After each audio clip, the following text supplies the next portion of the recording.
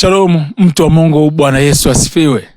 Ninamtukuza Mungu sana kwa kunipa neema hii ya kuzungumza na wewe kwa wakati na majira kama haya.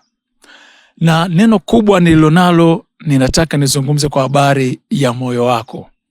Kwa nini ni moyo? Ni moyo kwa sababu ndio kiungo kinachounganisha mwanadamu na Mungu.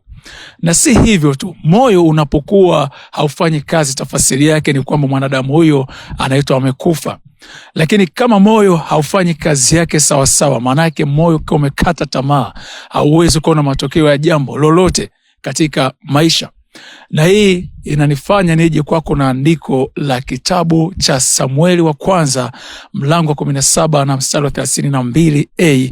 Maandiko yanasema, Daudi akamwambia Sauli asizimie moyo mtu yoyote. Daudi akamwambia Sauli asizimie moyo mtu yoyote. Hiyo ni Samueli wa kwanza sura ya 17 mstari wa 32a. Kwa nini alimwambia asizimie moyo mtu yoyote? Ni kwa sababu hizi zilikuwa ni nyakati ambazo taifa la Israel walipita katika shida kubwa.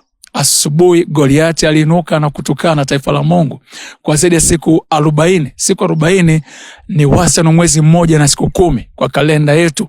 Mwezi mmoja na siku 10 mtu huyu alikuwa akiwatukana, na Sauli alikuwa ni kiongozi mkubwa wa nchi, na nchi haikuwa kuchukua hatua nyingine yoyote ile.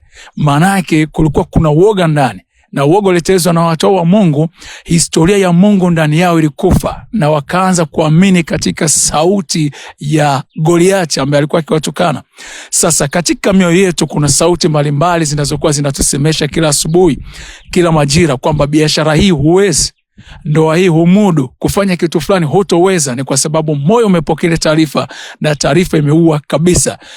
Maono yako yamekufa, shughuli zako zimekufa. Sasa niko hapa kukutia moyo, kukwambia usizimie moyo. Ukisoma Isaya ya 40 na mstari wa 2, Mungu mwenyewe anasema, wapeni moyo watu wangu, asema Mungu wenu. Kasemeni na moyo wa Yerusalemu, kawaambieni vita vyake vimekwisha. Kwa nini hakusema waseme na maombi yao au waseme na akili zao? Alilenga moja kwa moja moyo. Kwa hiyo shambulizi baya katika maisha yako mwanadamu ni moyo wako. Sio vita vya Urusi na Ukraine, usivyogope. Sio vita vya Tanzania na Uganda, havina issue. Vita mbaya kwa kupiganwa katika dunia hii ni shambulizi la maisha yako, hatima yako katika moyo wako. Mungu akupe neema ya kuelewa. Mungu akupe neema ya moyo wako kuinuka tena. Mungu akuvushe salama katika unayoyapitia.